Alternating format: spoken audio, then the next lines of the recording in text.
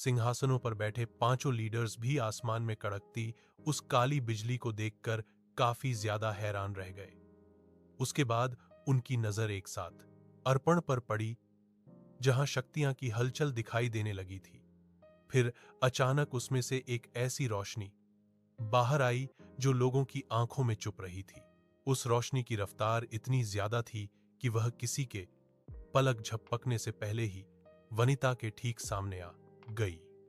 फिर हर किसी ने देखा कि उस रोशनी की रोना काली बिजलियां अबान के दोनों हमले नाकाम कर सीधे उसके शरीर में जाकर टकरा गई। उस अचानक हुए ताकतवर हमले से अबान बच भी नहीं पाए और वोट तो हुए बहुत दूर जा गिरे। हमले से जख्मी होकर उसका शरीर कांपता जा रहा था, क्योंकि काली बिजली का झटका अभी तक उसे महसूस हो रहा था। उस बदलाव से चारों तरफ एक अजीब खामोशी छा गई, जिसमें हर किसी को एक शख्स नजर आया। वो शख्स चलते हुए लाला के पास गया और उसने लाला को कसकर गले लगा लिया। जब लोगों ने गौर से उस शख्स को देखा तो उन्हें एक पहचाना चेहरा नजर आया, जिसके चलते सबने पिलाना शुरू किया। ये तो धुरबंश है, मगर ये तो न्याय के समंदर में फंस गया था। फिर ये यहां कैसे आया? कोई इस बात पर यकीन ही नहीं कर पा रहा था कि धुरबंश न्याय के दर्पण से बाहर आने में कैसे कामयाब हो गया। सभी ने अबान और अबरार की साजिश को देखा था, जिसमें फंसकर बांझ बवंडर में गायब हो गया था, इसलिए उसे अपने सामने देखकर हर कोई दंग रह गया। इस बीच दुर्वांश ने एक नजर विनीता की तरफ देखकर धीमी आवाज में कहा, माफ करना, मुझे आने में थोड़ी देर हो गई, लेकिन अब जो कि मैं यहां आ गया हूं, इसलिए अब तुम लोग आराम करो। उसकी बात पर विनीता के चेहरे पर हल्की परेशानी नजर आई, जिसके साथ उसने सवाल किया, तुम्हारी हिम्मत पर तो हमें कोई शक नहीं है, लेकिन अबरार की असल शक्तियां अमोघनाथ जितनी ताकतवर है, क्या तुम्हें यकीन है कि तुम अकेलियों से संभाल पाओगे? इतने में खांसी खड़ी लैला ने आगे आकर कहा, धरबांज, मैं तुम्हारी मदद करती हूं। देखो, अभी भी मैं इतनी कमजोर तो नहीं हुई कि मुकाबला लड़ ना पाऊं। वैसे भी मेरे ख्याल से हम दोनों मिलकर अबरार को जरूर हरा देंगे। इस पर धुरवंश ने मुस्कुराते हुए कहा, लैला, इतनी शिद्दत से मैंने इंतजार किया इस दिन का, और आज जब ये सुनहरा मौका मेरे सामने है अबरार से बदला पूरा करने का, तो तुम उस मौके की खुशी मुझसे छीनना चाहती हो। क्या फिक्र मत करो, मुझे कुछ नहीं होगा, और अगर गलती से मुझे कुछ हो भी गया तो इतना वादा तो मैं करता हूं कि अबरार की हालत मुझसे ज्यादा बुरी ही रहेगी। ये सुनकर लैला ने उससे और कुछ नहीं कहा, और वो विनीता की तरफ देखते हुए कुछ कदम पीछे होने लगे। वहीं विनीता ने भी के पास आकर खूंखार इरादे के साथ अबान की तरफ देखा। अबान इस वक्त काफी बुरी तरह जख्मी हो गया था और काली बिजली के झटके से उसका शरीर कांपता जा रहा था। तब वनीता ने यहां भरते हुए कहा, बहुत मजा आता है ना इस सेबान को लोगों के साथ मिलकर अकेली लड़कियों को निशाना बनाने में। अब इसे दिखाते हैं कि जब दो लड़कियां इस अकेली पर जुल्म उठाने लगेंगी तो इसकी क्या हालत होगी। इस दौरान दुर्वांश को अबान से कोई फर्क नहीं पड़ रहा था, बल्कि वो तो धीरे धीरे आगे आकर अबान की तरफ देखने लगा। अबरार भी खूंखार इरादे के साथ धरवांश को ही देख जा रहा था। जब से दुर्वांश न्याय दर्पण से बाहर आया था, तब से अबरार की जानलेवा झलक उस पर ही टिक्की थी। आखिर में चेहरे पर एक अजीबो गरीब हंसी के साथ अबरार ने कहा, धर्मांश, मुझे नहीं लगा था कि तू न्याय दर्पण से बाहर निकल पाएगा, लेकिन ऐसा करके तूने मुझे वाकई हैरान कर दिया है। ये सुनते ही धर्मांश ने मुस्कुराकर कहा, ये तो बस शुरुआत हुई। अबरार, आगे आगे देखता जा कि मैं तुझे और कितना हैरान करता हूं। भले ही धर्मांश मुस्कुरा रहा था, लेकिन उसकी आंखों में अबरार को खत्म करने की इच्छा साफ झलक रही थी, और धर्मांश का खून और ज्यादा इसलिए भी खोल रहा था क्योंकि अबरार ने को जख्मी कर दिया था। दरअसल लैला के आसपास मौजूद शक्तियां में अबरार की शक्तियां का अंश था, जिस वजह से धुरवांश इस बात का पता लगा पाया। वहीं धुरवांश के जवाब पर अबरार ने अपना सिर लिया जाते हुए कहा, सच कहूं तो मुझे इस बात से कोई फर्क नहीं पड़ता कि तू बाहर आया तो या कैसे है। मेरे लिए तो अच्छा ही हुआ है जो तू बाहर आ गया। कम से कम अब मैं तुझे सबके सामने हराकर तेरी उतरी कायनात अकादमी का भरोसा चकनाचूर जो कर सकता हूं। अबरार ने भी देखा था कि ध्रुवांश के वहां आने से बहुत से युद्ध था। कितने खुश हो गए थे। ऐसे में अगर वो ये साबित करना चाहता है कि वो ध्रुवांश से कितना बेहतर योद्धा था, तो उसे इस मौके से बेहतर और कोई मौका नहीं मिल पाता। इस बीच ध्रुवांश मुस्कुराता गया, मगर उसने अबरार की बात का कोई जवाब नहीं दिया। फिर धीरे से अपनी मुट्ठियां कसकर उसने चेतना शक्तियां का ज्वालामुखी अपने शरीर में फटने दिया, जिससे निकलती चेतना शक्तियां विस्फोट के साथ बाहर आने लगी। ध्रुवांश के आसपास इस कदर चेतना शक्ति थी जिसे देखकर अबरार ने मुस्कुराकर कहा, अच्छा तो तू भी एक चरम का नंदवीर बन गया। लगता है न्याय के समंदर में मौजूद बवंडर में फंसने से तुझे बहुत ज्यादा फायदा हुआ है। अभी तो तू शुरुआती अनंत वीर से चरम का अनंत वीर बन पाया है, लेकिन मैं तुझे हकीकत से रूबरू कराना चाहता हूं। तेरी ये शक्तियां भी मेरे लिए जरा सा भी खतरा नहीं बन सकती है। शायद तूने महसूस नहीं किया कि मैं अमोघनाथ जितना ताकतवर हो गया हूं। ये सुनते हुए ध्रुवांश निकालने लगा और उसने तुरंत अपने हाथ फैलाकर बिजली देव शरीर का इस्तेमाल करना शुरू किया। इस दौरान उसके शरीर से पहले के मुकाबले कई गुना से ज्यादा बिजलियां निकल रही थी, जिनकी ताकत भी बहुत ज्यादा थी। वहीं उसके सीने पर एक एक करके बिजली निशान बनते गए, जिनकी तादाद 7, 8 से आगे बढ़ते हुए 9 तक पहुंच गई। इसका मतलब अब ध्रुवांश 9 बिजली निशानों वाला बिजली देव शरीर हासिल कर चुका था। भले ही उसकी शक्तियां पहले से कई गुना ज्यादा लग रही थी, फिर भी अब ने मुस्कुराते हुए कहा, माना कि तेरा ये शरीर रहने से बहुत ज्यादा मजबूत लग रहा है, लेकिन अगर तुझे लगता है कि तू सिर्फ अपने शरीर से एक अमोघनाथ का सामना कर सकता है, तो तुझसे बड़ा बेवकूफ शायद ही इस दुनिया में कोई और होगा।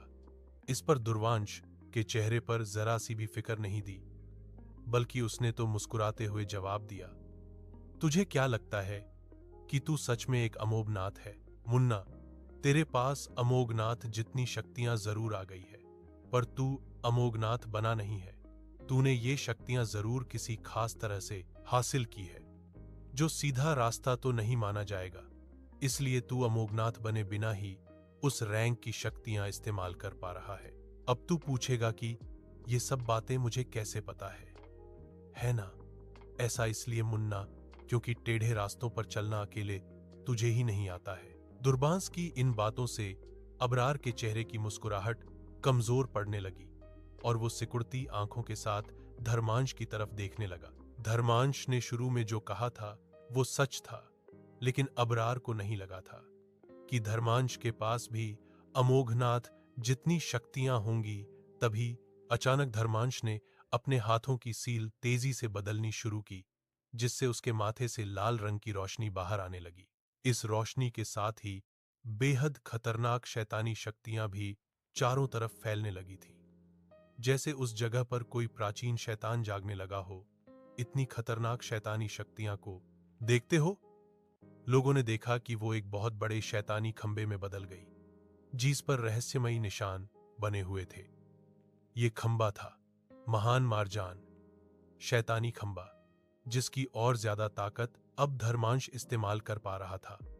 देखा जाए तो उस पर बनी ढेर सारी लकीरें धर्मांश की सील की वजह। आखिर आज से पहले उसे महान मार्जान शैतानी खंभे की असली ताकत काबू करना आता जो नहीं, लेकिन अब वक्त आ गया था उस शैतानी खंभे की सारी बंदिशें तोड़ने का।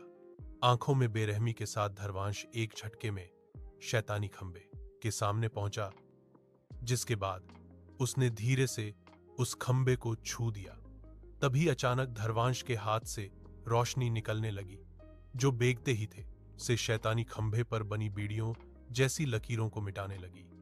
फिर जैसे ही वो बंदिशें गायब हो, तो महान मर्जान शैतानी खंबा जोर जोर से कांपने लगा, अब जो कि वो बेकाबू हो गया था।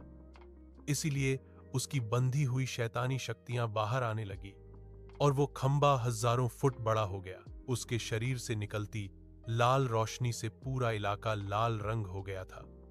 वहीं इस कदर शैतानी शक्तियां महसूस कर लोगों के दिल कांपने लगे थे, बल्कि खुद पांचों लीडर्स इस शैतानी शक्ति पर गौर कर रहे थे कि कहीं वो उनकी अकादमी के सभी योद्धाओं को नुकसान न पहुंचा दे। इस बीच पांचों लीडर्स में से लीडर तामक ने हैरानी के साथ कहा, इस लड़के ने महान महाजन शैतानी खंबे की सारी बंदिशें अलग कर दी, लेकिन अब वो ऐसे प्रचार जिन शैतानी खजाने को काबू कैसे कर पाएगा। देखा जाए तो महान मरजान शैतानी खंबा दागवार दरिंदा महल का सबसे बेशकीमती खजाना थे, इसलिए लीडर तामिक को उसकी अच्छी खासी जानकारी थी। वो भी इस खंभे के शैतानी ताकत से अच्छी तरह वाकिफ थे। कुछ वक्त पहले दागवार दरिंदा महल से उत्तरी कायनात अकादमी की जो लड़ाई हुई थी, अगर उसमें शैतानी खंभे की ताकत पूरी तरह बाहर आ जाती तो शायद उत्तरी अकादमी के लिए जीतना बेहद मुश्किल हो जाता है। और इस वक्त वो शैतानी खंबा ध्रुवंश के हाथों में था, जिसकी मौजूदा शक्तियां के हिसाब से उसके लिए शैतानी खंबा काबू करना नामुमकिन था। इस दौरान हर कोई आसमान में दिखते उस हजारों फुट बड़े खंबे को देखता गया। दुर्वांश ने भी सामने दिखते बहुत बड़े हो चुके खंबे को देखा और वही ये भी देखने लगा कि कैसे बेकाबू होने के बाद से उस खंभे में लाल रंग की दरारें नजर आने लगी थी। ये लाल दरारें देखने में ऐसी लग रही थी जैसे शैतान अपना मुंह खोलकर हंस रहे हैं।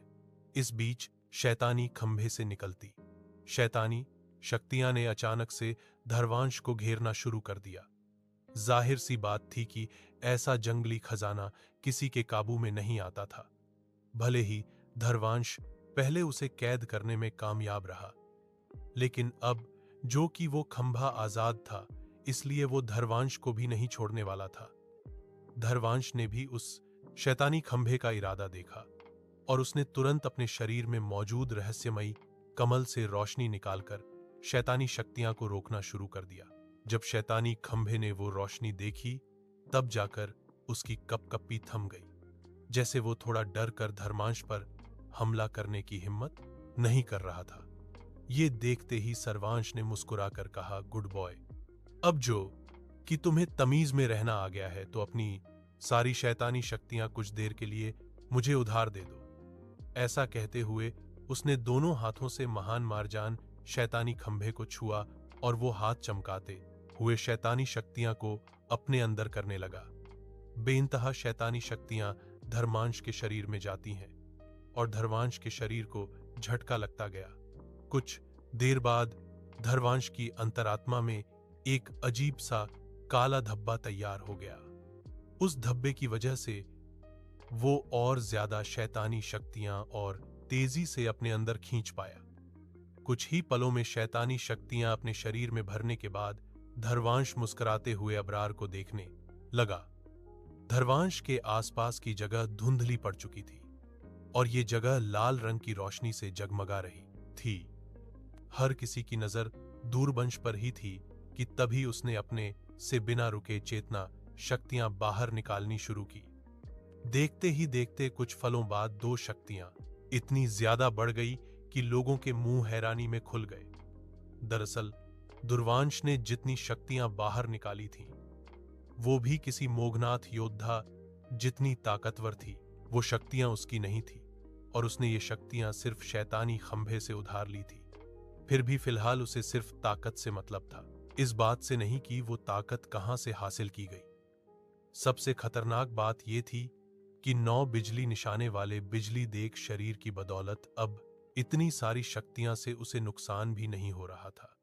धीरे धीरे दूरवंश अबरार को देखकर मुस्कुराने लगा, जिसके चेहरे पर हल्की नाराजगी देख गई थी। तब धर्मांश ने तुरंत अपना हाथ उठाया और अबरार को अपने पास बुलाते हुए कहा था ना तू आज हैरान होता जाएगा। खड़े खड़े देख के आ रहा है और मुकाबला कर या फिर मुझसे लड़ने से बचने के लिए भी तूने कोई साजिश सोच रखी है। धर्मांश की पड़ी हुई शक्तियां में शैतानी शक्तियां भी मिली हुई थी, जिस वजह से उसकी शक्तियां अबरार की शक्तियां से थोड़ी ज्यादा ही खूंखार और बेरहम थी। इस वजह से अबरार भी अब धर्मांश को हल्के में लेने की गलती हरगिज नहीं करने वाला था। इस वक्त वहां मौजूद हर कोई अपनी नजरें उठाकर दुर्वांश के आसपास मौजूद खतरनाक शक्ति को देखता जा रहा था। इतना ही नहीं, लोगों ने दुर्वांश के आंखों में झलकता जानलेवा वाले इरादा भी महसूस किया, जिसके साथ वो दूर खड़े अबरार को देख रहा था। वहीं अबरार की तरफ देखते हुए धर्मांश ने आंखों में चमक के साथ कहा, उस वक्त तो हमारे मुकाबले का कोई नतीजा नहीं निकल पाया था अबरार, लेकिन आज नसीब ने हमें एक और मौका दे ही दिया है, हमेशा हमेशा के लिए ये दुश्मनी खत्म करने का, या फिर कहूं दुश्मन खत्म करने का। उसकी इस बात पर अबरार ने उसे घूरते हुए भारी आवाज में कहा कि लगता है न्याय के समंदर में तुझे बवंडर में फंसाकर मैंने तुझ पर एक बहुत बड़ा एहसान कर दिया, तभी तो तेरी शक्तियां इतनी ज्यादा हो गई है। अबरार भी अच्छी तरह समझ पा रहा था कि धर्मांश के इतना ताकतवर होने के पीछे जरूर चेतना शक्तियां के बवंडर का हाथ था। महज शुरुआती अनंत वीर से तीसरे अनंत वीर तक पहुंचना है। ऊपर से अमोघनाथ जितनी शक्तियां हासिल कर लेता, कोई आम बात तो नहीं थी, और कहीं ना कहीं अबरार की साजिश की वजह से ही दुर्वांश ने कम वक्त में इतना ज्यादा ताकतवर हो पाया था। दुर्वांश ने अबरार की बात सुनी, मगर उसने कोई जवाब नहीं दिया, बल्कि अबरार की साजिश याद करते हुए उसकी आंखों की बेरहमी और ज्यादा बढ़ने लगी। तभी अबरार ने अपने हाथों में एक चमकदार रोशनी इकट्ठा करनी शुरू की, जो देखते ही देखते एक बहुत बड़े भाले में बदल गई। उस भाले को तैयार कर अबरार में